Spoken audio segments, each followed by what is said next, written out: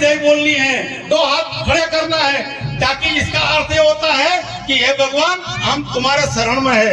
सदगुरु देव की, सदगुरु देव की। માતૃપુત્ર પૂજનનો દિવસ બોર્ડર પર આ દિવસ આપણને વિશેષ યાદ છે એવો 14મી ફેબ્રુઆરી પુલવામા પર આપણા વીર સૈનિકો પર જે કાયર હુમલો થયો હતો એનો પણ આજે કાળો દિવસ।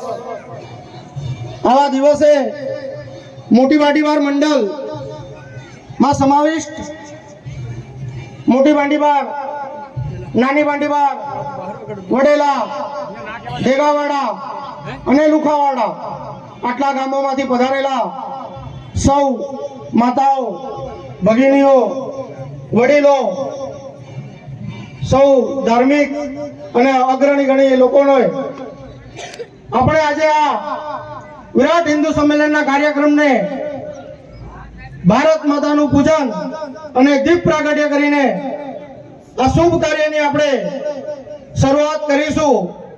તો प्रभु गुरु जी मात पिता सद्भाव देख तुम्हारा, सद्भाव देख तुम्हारा मस्तक झुक जाता।